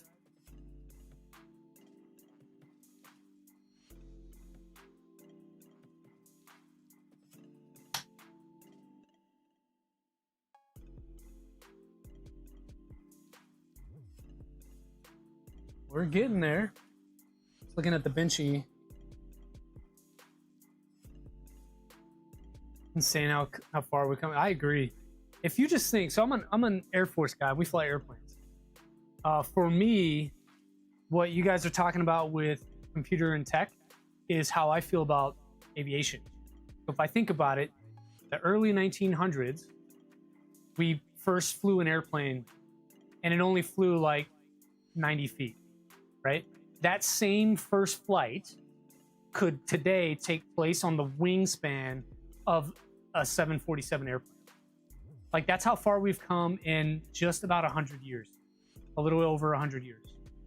I mean, now we have stealth technology and things that can fly multiple times the speed of sound. Like, if you think about that advancement, that's just insane to me. So you could have been, like, there are people that are alive today that remember when airplanes were made from wood and canvas, and they used, you know, a 50 horsepower motor and a propeller made of wood that was hand carved. They remember that, and then they also remember, like, the brand new, nicest stealth fighter jet of today in one lifetime. That's pretty amazing. All those older electronics are built like tanks. Yeah, they were probably all hand assembled as well. They weren't, you know, just all machine assembled like they are today. We love our Air Force brains. And I love our Marine brains. You guys know how to get shit done. It's like, go kill the thing, and then the thing ends up dead. Can't ask for more than that. First ride was in a canvas-covered crop duster. Oh, killing me. Vinci 10, thanks for being here, though. I needed that. That's pretty good. 4 minutes to give away crayons. What about crayons? Oh, I got it. Marine crayon. Got it. Got it. Took me a second there. It's hard. Like, when you're having a conversation with someone other than yourself, it kind of flows, and you get the insinuation and the tone and the inflection in the language. When you're trying to read chat and get through it and kind of pick up the same stuff, it's a little more challenging. Oh, True Rex, thank you for your service. You're a veteran, so am I. Used to love fixing the B-52, terrifying amount of baling wire and tape. I believe it. We are still flying those things. They were designed in the 40s, built in the 50s, still flying today. They will probably fly into the 40s. And so that's like a 100-year-old airplane by the time we're thinking, hopefully, it retires. But if it works, you know? Have to stick together. That's right. Have to stick together. Crayons, Marines. Come on, Chief. Help me out. Again, context. In the context of things. I got you. I know what you're saying, GTR Dad. Green ones are delicious. Green ones taste like broccoli. Star 71 all the way. Yeah, there's they got one on a stick out here, and we get to drive by that every once in a while. It's pretty cool. I got to see one at the museum in Dayton, Ohio last year. I got to see it up close. I didn't realize this, and maybe this is a surprise for some of you in the chat too, but they have white tires. white tires. So normally, tires on just about everything are black tires because they're made from rubber, vulcanized, so they can handle, driving on the roads and stuff like that. But for the SR-71, it flew so fast that the entire airplane would heat up, and vulcanized rubber would melt and get soft. And so when it came in for a landing, those tires would not work. They had to create a brand new tire for that aircraft, and whatever compound they ended up using was white. So if you go to the Air Force Museum in Dayton, Ohio, and check it out, it's got white tires. You flew the P3 Da Vinci. That's awesome. Da Vinci, we got a P8 out here right now that we get to work with as part of what I do. It's a pretty dope airplane. Love it. So I get to work with those guys later this week. 1 minute to giveaway time. Went to Fairborn. I think you mean Fairchild as a kid. To be honest, flew on. You ran the sonar and radar. Okay. Love to take the fam again. You should. Let's go up there. Oh, Fairborn, Ohio. I've never heard of that. I don't know where that is. I thought you meant Fairchild Air Force Base, which is in Washington State.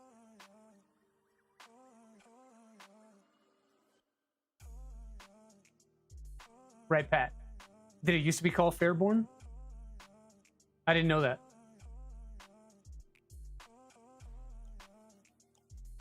Yeah, Right Pat is an interesting place. They do a lot of things there. A lot of big brains work over at Right Pat. The town is Fairborn. Okay. Cornwall Ellsworth. Okay. Seems like we got a lot of brats and a lot of veterans in the chat. That's awesome. Thank you all for your service. And in thanks, I say we give away some filament. So, your older brother was Air Force. Okay.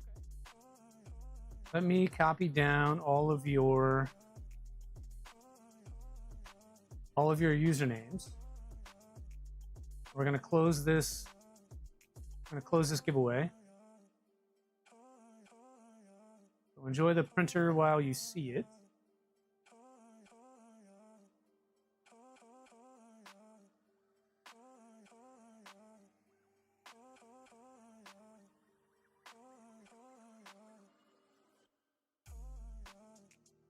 No longer taking responses. We got 31 of you in here.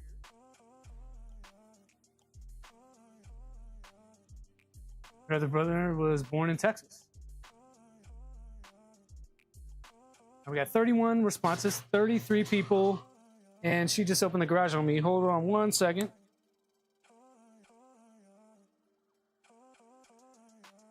Hello. Just ruined. That's the way you get. Just surprises.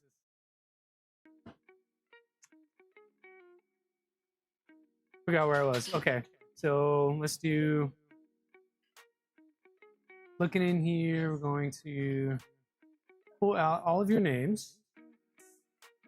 So sorry if there's a lot of noise in the background. Family just came back from skating. And we got Brock in at the last second here. Copying your names. We'll take you over to Wheel of Names.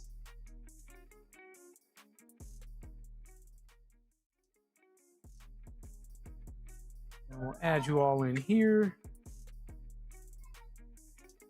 If you guys didn't make it in, sorry. We're gonna do a spin, and then I'll give you guys 69 seconds to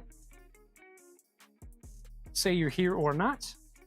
And then if you're not here, we're gonna go off with the next one. Thanks for the sub, Connor Taylor. Nice number, yeah. All right, so everyone's in here. Give me some numbers. How many times do we want to shuffle?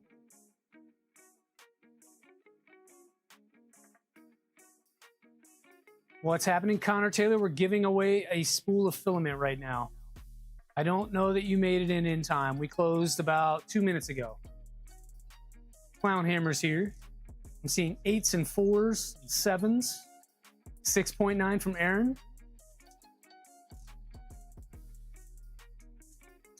Very nice wheel. Thanks.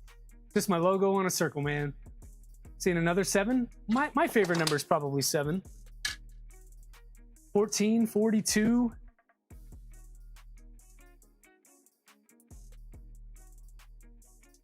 Here's some cheap ASA CF you tried and hated it. Need to try decent brands. 8, 47. 7 from John. I like 7. Let's do that. 1, 2, 3, 4, 5, 6, 7. All right. Good luck, everybody.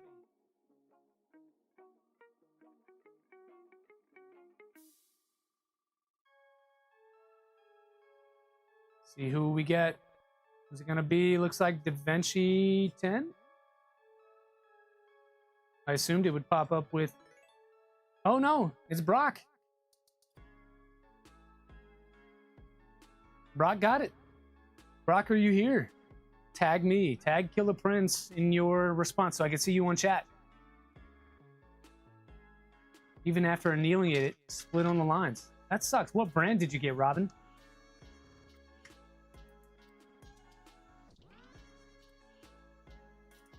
Just need Brock to go. I've got the timer going. Brock, you gotta tag me so I can see you, buddy. Creator? I've never heard of Creator brand.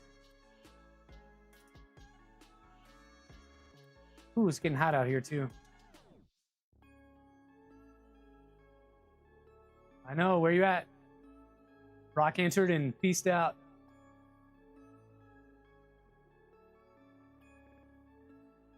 There's 30 seconds. You got 39 seconds to go. Cheap impulse buy off Amazon. Yeah, Robin B, you got to be careful with that, man. I would stick to the more famous brands or more proven stuff. All the common things like Polymaker's pretty good, Ambrosia's good, LDO Filament is good.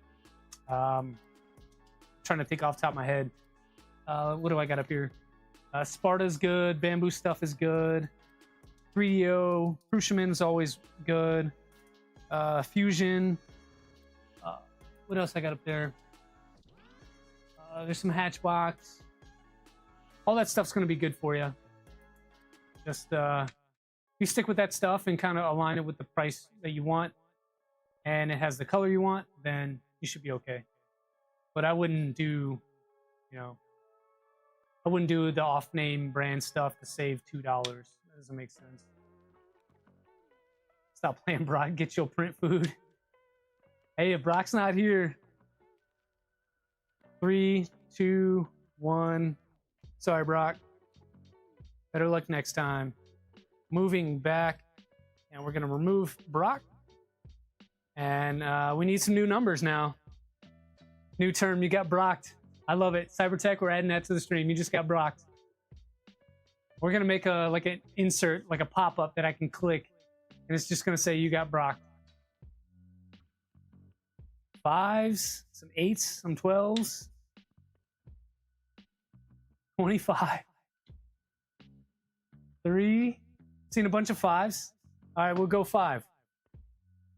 1, 2, 3, 4, 5. And here we go. Who's it gonna be? Hopefully nobody gets Brock this time. I don't see my name in there. Maybe you should have entered. Yeah, you should have entered, Dave. Love that you're here either way. Look at that. Projects in Dad's Garage. He was here earlier. The spin was too fast.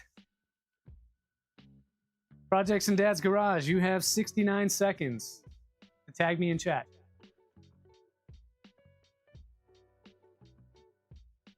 I know that he said he was going to lurk. So we'll see if he's here or not.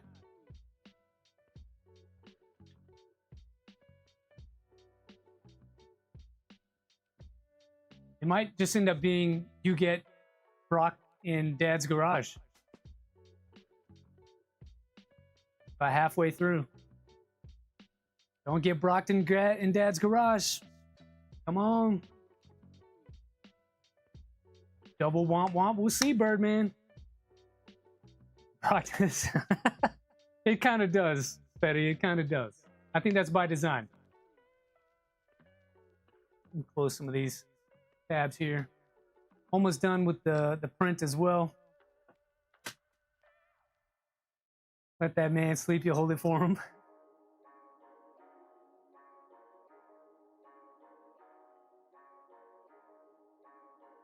About to get Brockton Dad's garage. You hate to see it. Really hate to see it.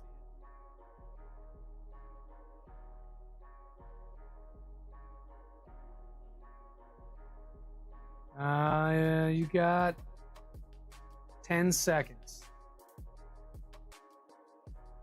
Projects in Dad's garage, 10 seconds. Where you at, buddy? Banned? Banned from entering ever again. And that's time. Well, first filament giveaway. I guess folks don't want filament. So many other giveaways that you guys have enough. All right, we need new numbers. You'll be okay. You won a spool yesterday. I didn't know that, but it's fine. 14, 8. Hey, Tin Talon, welcome. 9. High. 9. Seeing a couple 9s. We can always use printer poop. Couple 9s. Let's do 9. 2, 3, 4, 5, 6, 7, 8, 9. Good luck. Once again, maybe third time's a charm. We'll see. Ooh, might be Tin Talon. So close. Tin Talon. I just saw you speak. Tag me in chat. I just saw you in chat. Come on.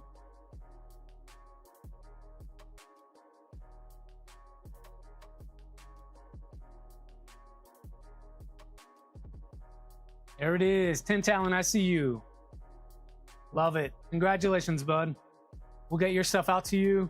Are you on my Discord at all?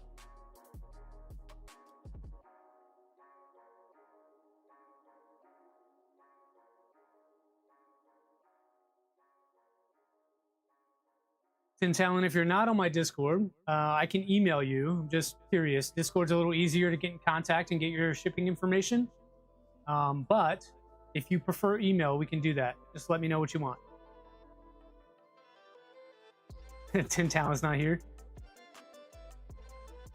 Dave, if you really want filament, I'll send you something. What do you need? Not sure. If not, I will be soon. Okay. Link for that should be in the description of the video. If it's not, let me know and we can pin it.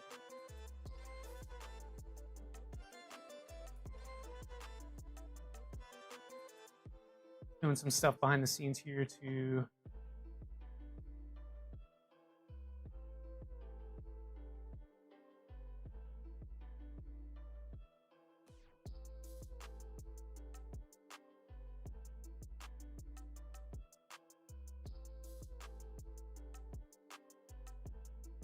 yeah, it should be in the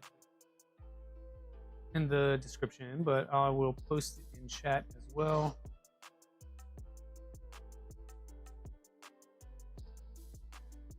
Make it easier for you. There you go. If you guys are not in the Discord, there's a link there that you can use to get into it. And if in the future we do a filament giveaway and you happen to be lucky enough to win, it's a lot easier to do it there. Mike needs filament.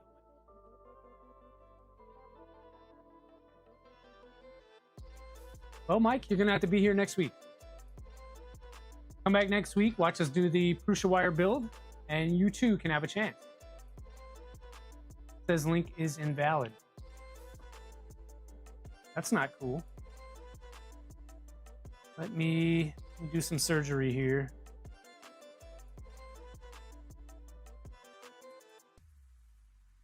Get you a better link. I don't know why that link does that. I have it set to never expire, and it still expires for some reason.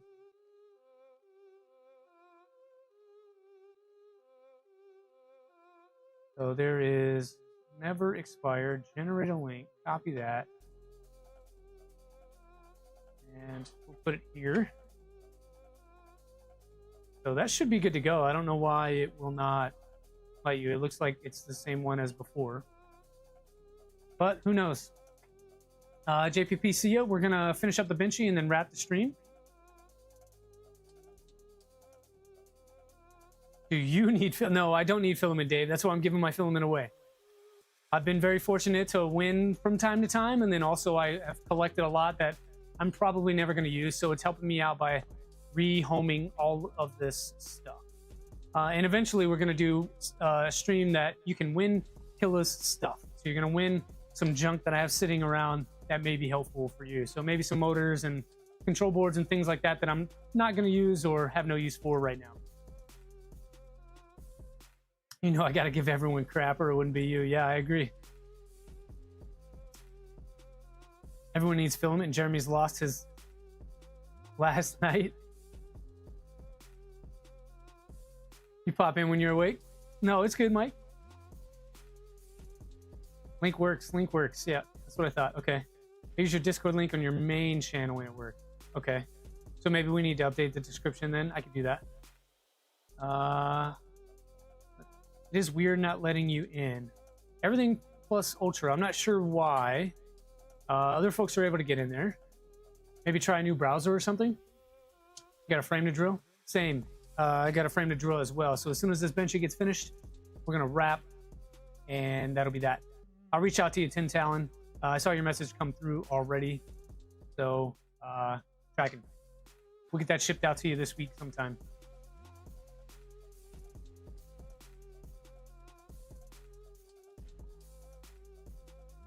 Don't you have a tip link somewhere? Maybe you can boot a few bucks your way when we got it to help with shipping. Cybertech, absolutely. I appreciate that. Let me see. I thought I had something in the description. I'm not monetized yet, so I can't do that. Let's see. I thought I had it in here. I guess I took it out. But in the future, if we monetize, then we can get there. Let's see what I can do for you, though, if you really feel it in your heart to do so.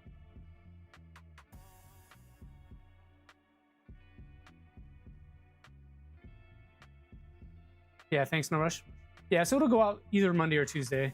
Kind of a busy week, and our post office isn't the most accessible. I'll say it that way. And then the hours kind of suck. So they're open from like 9 to 3 or something like that. And if you go to work at 8 to 6, you know, unless you do it on your lunch break, it's difficult to get over there.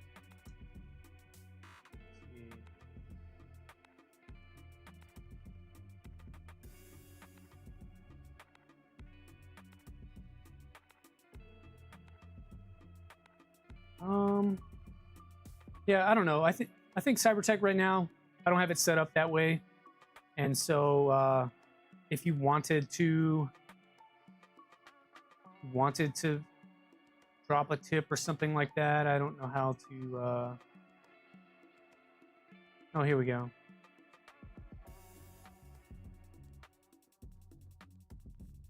It is in your heart to do so. I'll drop it right here for you. There you go.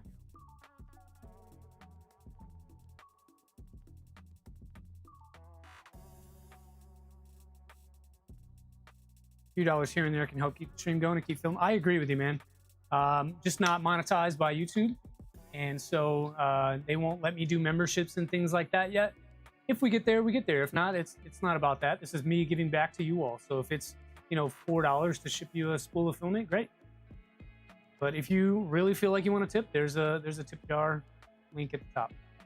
If that doesn't work, I would say not worry about it because I don't really have it set up that way to do that. So that's just on the fly trying to make something happen. Enjoy your streams because they aren't sponsored. Yeah, I don't know that I'll ever be sponsored. Not because I'm pessimistic, but because it's just not what I'm here for. This is for me to get projects done, so it's completely self-fulfilling.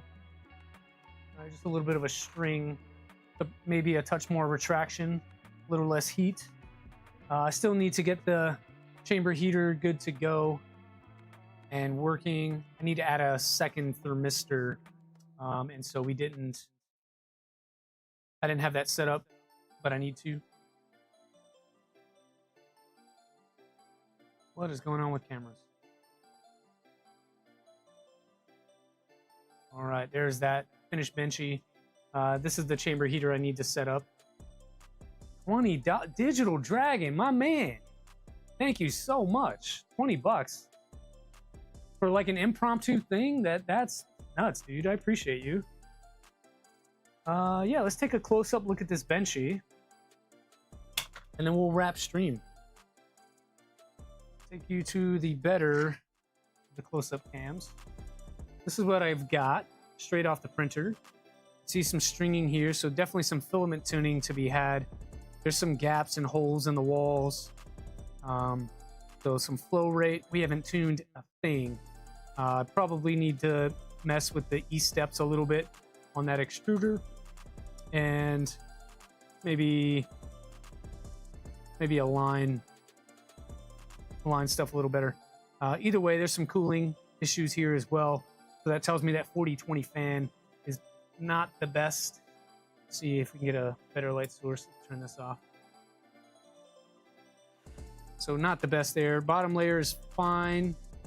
Probably a little close, if anything. But the sidewalls, like on the straight portions, look really good. There's definitely gapping and stuff, and so we got to do some tuning on this guy for sure. For sure. So maybe I'll play with that a little bit after stream. But there's our first benchy, folks. Ultimately, we would try to get to this guy here, which is still not great because that has some cooling. This was the first one that we printed on the inertia cube. This is the second. So overall, good first test.